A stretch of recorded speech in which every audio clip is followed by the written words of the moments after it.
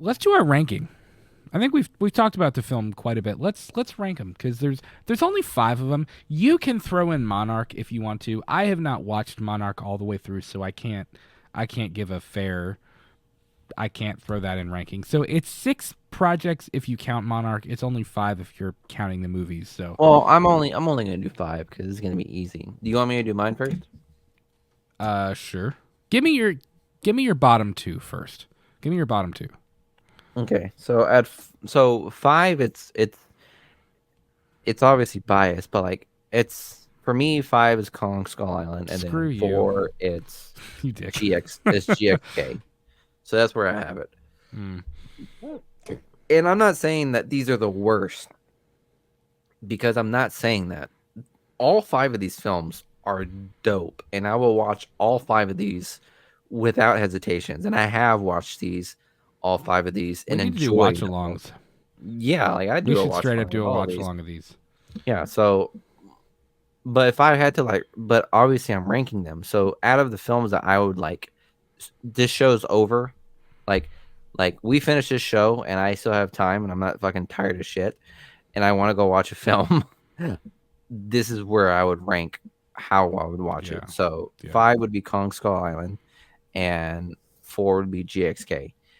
Now, I hate to say that, like, I hate to put Kong Skull Island that low down because I enjoyed the film because the human interaction was great because you had Brie Larson, you had Tom Hiddleston, and you also Hmm. had Samuel L. Jackson. All 3 are a It top did. tier cast. Like, It did have a never in a stacked million cast. years would have I expected a Kong movie to have That stacked like, of a cast. yeah.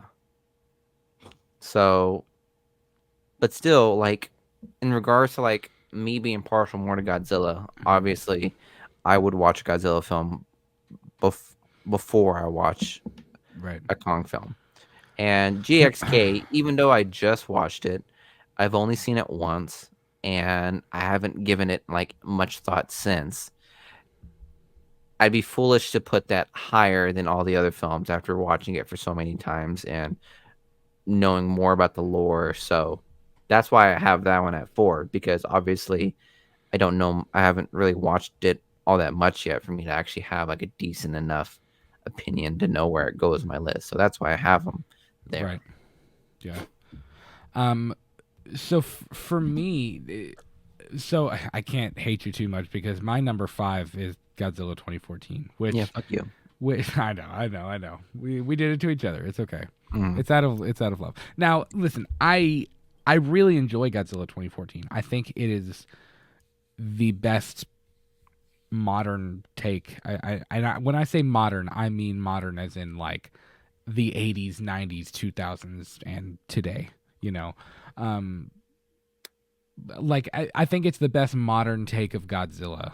You know, and this is coming from somebody who I really enjoy Godzilla 98 for what it is. Like, yes, it kind of went off the rails and did its own thing with like the like the Godzilla eggs and the babies and the like it did its own weird thing with that, but like I Hmm. enjoy that film for what it is. Yeah. Um I enjoy how dark and gritty it is. Godzilla feels menacing in Godzilla 2014. And that's the kind of thing I'm talking about. Like Bryan Cranston, we had his wife dying and him saying, this is going to send us back to the Stone Age. And like the stakes felt real when Godzilla showed up. When Hmm. you saw his size, when you saw him start fighting the Mutos, when Well, you like, it felt dark and gritty. The scene is one of my favorite shots of the entire MonsterVerse. In the final scene, when you see his shape in the smoke, hmm like in the fog, and I forget where the final battle of that film is. It's I forget now, San but Francisco. was it really? Yeah, Huh. it was in Maybe San it's Fran. not the final battle. I don't know, but you see Godzilla's tail kind of moving, and That's he's San just Francisco. Yeah, that was like in San Francisco. lightning strikes, like it's backlit, and you just Hmm. see the shape of him moving in the fog. Like that was so cool and so creative. Seeing the sparks fly and hitting him as he's rising up out of the ocean, like that movie did so many things so well. And See, I that's think where the Sorry. No, go ahead. I Is think it your list? the only reason I have it that far down on my list is because it is very slow. I enjoy the human story. I think the human story is good. I think the Godzilla stuff is all great, but it is a slow burn, which is Hmm. fine. That's not a bad thing. So But is Jaws. exactly, and Jaws is one of the greatest films ever made. Like, Hmm. I mean, I think it's, I enjoy it, but I don't enjoy it quite as much as some other MonsterVerse entries. And Yeah. then my number 4, it's ironic both of them are here, is Kong Skull Island. So I love how it's your both of origins. their The origins are yeah. so far Well, low. and I think for me too, like again, my criteria for this was like rewatchability. Hmm. I'm in the same camp as you. I mean, I could turn on any one of them right now and be content to watch Hmm. it. Like Yeah. I could enjoy it. Throw Yeah. on Kong Skull Island, it's great. Throw on Yeah. Godzilla 2014, it's great. Throw on King of the Monsters, it's great. I See, rewatched Godzilla versus Kong not that long ago, about a week or so ago. well, we just did that watch along too. So Oh, that's what it was. Duh, you're right. Um, that's I'm an idiot. That's when I rewatched it. Um, so yeah, I enjoy both of the origin films, but I think I'm at a point now where I'm spoiled and I'm like, okay, I want to see the newest stuff. Like I want to see the mhm. Godzilla and Kong stuff. I want to see them fighting, or I want to see them See, teaming. that's so Like, funny, guys, you because know, he just went on that whole camp about like I human know, I know, interaction, I know, I know. showing the epicness of like these monsters. Bro, you were mentioning you missed like the best introduction to Godzilla in 2014. Like you had the scene where like he was finally arriving to Hawaii, caused a tsunami and caused all this havoc for people, and then you have the moment where like the humans finally like see Godzilla and everything is so quiet and all you hear is his echoing bellows, and like you just like they're just at all with like how massive this creature is, and it's just like out of It's great. nowhere. It's Yeah. great. It Yeah. really is. And again, I'm not saying it's the worst. It's just like if I was gonna watch them, this is probably the order that I would watch them in because Mhm. as much as I enjoy the origin stories, I know they're not really like The first installments, yeah. yes, the first one. Um, you know, I don't know. They're good. I enjoy them, but I enjoy the other ones more. Mhm. I will say, dude, the aesthetic of Kong Skull Island is sick. Like the color Mhm. palette they used, the action sequences, how they're shot, and it's like you see Kong through like the windows of the helicopter fighting, and like it's really cool. That film is shot really, really well.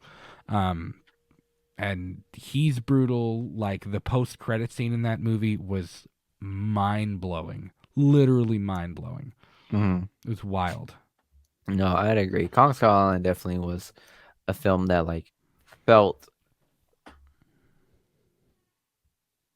it felt much more like a kaiju film than I thought it would be for a Kong movie, if that makes sense. Yes. Yeah. Like I was expecting it to be, your typical Peter Jackson story, but it didn't do that. And I thought that was really cool for it to have its own original story, which again, like this is why I think Kong is so good right now, is because this is like an original story that we're getting for Kong. Right. Whereas with Godzilla, we're getting inspirations from older films. I But will for be right back. Kong, it definitely felt uh like Kong is getting its own stories because I don't recall like anything. Like I know Kong had like the Mecha Kong too and all that stuff, but I don't know anything about like Kong's storyline in the Toho era. So whenever Legendary came out with Kong Skull Island, I was expecting, just Brie Larson being like Andaro or whatever, being saved by Kong. Obviously, you got that a little bit, but it wasn't like that in Peter Jackson or any of the other older films. So for me to say that like I didn't like Kong, no, I'm not saying I didn't like Kong, but well, I gotta wait for Brad to do his fucking I gotta wait for Brad to do my other list too. But I don't know. But yeah, do you understand how I was talking about like yeah? So with Godzilla, when Brad was going on a spiel about like Godzilla being like not as like epic, whatever, it was like I mean, come on, guys, like with Godzilla 2014, I mean, it doesn't get more grandiose than Godzilla in 2014. Like they really pushed the narrative of like Godzilla being this massive creature, even though he's the smallest uh form there was. You did it right. I had to pee so bad. There you go. I was not gonna make it. I'm sorry. Um, so you want to do top three? Yeah, you ready? I'll do mine. All right, number three. Throw them. Give it to me. Hard. Three is GBK, two G 2014, and one was King of the Monsters. Okay, so you had Godzilla vs Kong 2014 King of the Monsters. Yeah. Not bad. That's okay. Why? What was your list? So my number 3 was The New Empire, which is Okay, interesting. yeah. I mean, this is my right Again, next to see, I didn't hate it. Anybody who's like, "Wow, he dogged on it the whole time," I really didn't hate it, truthfully. Um, and it's GXK is my number 3 because the Godzilla and Kong stuff was so good. Like that's why it's my number 3. It's even despite the not flaw, but despite the lackluster human storyline and all of that stuff. Like every single time we saw Godzilla and Kong on screen, it was great, and I had a smile from ear to ear, and I loved it. My number 2 is Godzilla versus Kong. And I would be lying to you if I said this one wasn't so high up on my list just because it meant so much to me and you. Like, we were so looking forward to it. And, you know, it was like, I don't know. It was a film that you and I really, really put a lot of stock in. Mhm. And it was so much fun to see them duke it out and battle it out and to discuss like the relationship between them, like Godzilla letting Kong live and kind of what it all meant and the respect between the two of them, the Mecha Godzilla thing. And that film kind of suffers from the same thing as GXK, where it's like the human stuff feels rushed, like there's too much, like almost a little bit of Resident Evil 6 going on, where there's too much going on to keep track of it all, you know.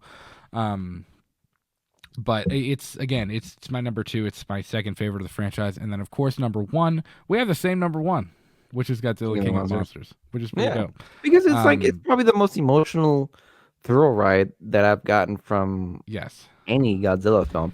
Like that one felt much more closer to my heart. That one sits much closer to my heart than any of the legendary films. Like that's one of those films where like I truly felt the spirit of Godzilla. And I mean, as much as I enjoy Adam Wingard, I have to be honest. Michael Daughtry loved Godzilla. Michael Yeah. Daughtry was a Godzilla fan. Was that the director?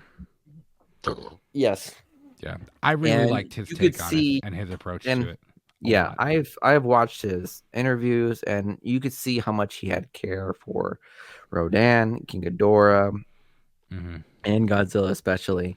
And you could see that with the design that he went with, like it in the storyline that he went with, like he truly loved Godzilla and the franchise, and you could see it full plain as day.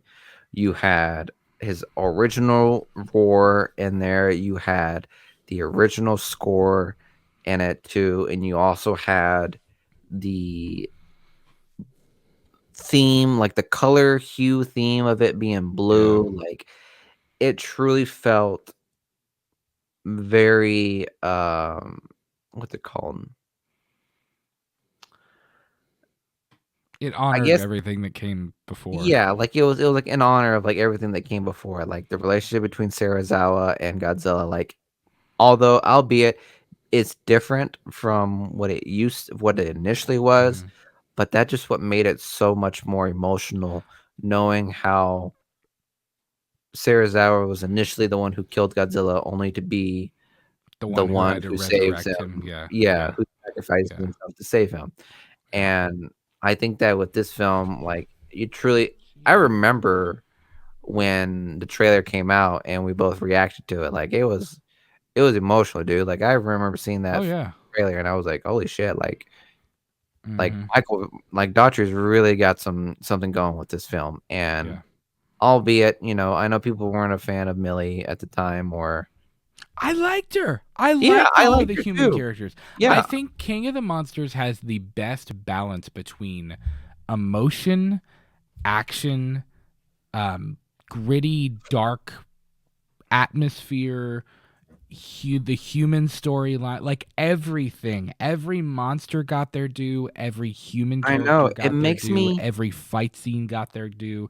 It felt big and epic and world-ending and massive. Like it Mhm. just it's the only entry that I think fired on like every single cylinder all Yeah. the time. It makes me Like wonder what happened to the cast after Godzilla King of the Monsters. Like, you had like a great cast. Like yeah, Millie Bobby Brown, Kylie Chandler, Sally Watkins, who was who played the mother? I forgot what her name was.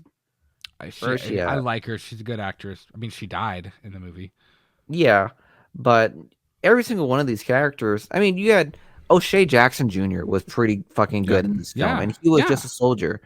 And David Strahan, who played Admiral William, like fucking phenomenal characters in this film, and all for them just to like disappear. The only person that stayed was Kyle Chandler and Millie Bobby Brown and Godzilla versus Kong. But then that's it. And I think that Yeah. was criminal that they didn't keep like at least much of this film. Like also with Charles Dance, like Alan Jonah, like the evil guy. Vera Farmiga, that's her name. Oh, okay. But like think about it, dude. What happened to him? Yeah, I know. Yeah, what happened to Charles It had the Dance's character? best. Like he It found had the Ghidorah's best head, group but of what human happened to him at the characters. end? Yeah. Yep. Like there was Yeah. so much lore that was like introduced in that film. Here's Hmm. where King of the Monsters and then Godzilla versus Kong kind of pissed me off. Was King of the Monsters gave honor to so much of Godzilla's lore and established so much possibilities for the film, Hmm. but then Godzilla versus Kong pretty much said, fuck all that. Monkey and lizard. Yeah. Let's Yeah. focus on these Monkey and two. lizard. And that's Big it. And monkey, I was big like, what lizard, the fight, fuck? fight. I was like, what Yeah. the fuck? But I hope they pull more back from King of the Monsters because that one is without a doubt one that I will rewatch time and Yeah. time again. I enjoy it. Yeah. Yeah. I want another film like that. I want something along those lines. And if you, even if that's somewhere down the road, um, if they do a destroy all monsters, save the earth type deal. If they can find a way to incorporate Kong in that, that'd be really cool. Like, but I want a film with that type of atmosphere and vibe and emotional complexity because I think although I loved GVK and GXK, they were lacking in the emotional department. You know what I mean? Mhm. And I think there's something about the Godzilla character. I mean, look at Godzilla minus one, like, and how emotional that film is. Like, I think that character lends itself to emotion very well, which is surprising considering it's literally a giant radioactive lizard. But there's something about Well, that here story I'll that say just this: it does. minus one truly was a film that was centered around humans. I Right. know Godzilla was a big factor in it, but Godzilla was primarily a metaphor for guilt and the suffering of those who experienced the um, atomic blast. Hmm. And that was truly what Godzilla was. Like he was a metaphor for the destruction of nuclear power. Right. And I think it was very cool that they introduced him that way. and the way the human interactions. Like, listen, if you want human interactions with Big Lizard, Brad, you really got to watch -1 at some point. We I could do know, a I watch know, along or I something know, like I that. know, I But do. that's without a doubt one of the movies where I truly felt like Godzilla was not the main character of that film, Right. but And that was okay. he and no is okay. Yeah. So I Yeah, I need I to check it thoroughly out. I need to believe watch that it. you should have watched -1. I I need wish we to. could have I put you know. in I there. need to. Yeah. But yeah, man, I hope that it continues. I really enjoy this Monsterverse thing that they have going, and I'm excited to see what comes next. And yeah, I mean, again, for what GXK was, it you know, it did what it was supposed to do. So, um, been It was a fun movie. Let's just say that. it really was. It was a lot of fun, and I think that's what it was supposed to be. It was supposed to be a fun entry, like, and Mhm. I'm okay with that, and I'm okay with the different movies having different purposes. You know what I mean? You get Yeah. the emotional, gritty thing with King of the Monsters. You get the Honey, don't cry. Honey, don't cry. the you get the darker, grittier origin thing with Skull Island and Godzilla 2014. You get the fun stuff with GXK and GVK. Like it's there's something for everybody, and I appreciate that about these characters. So, guys.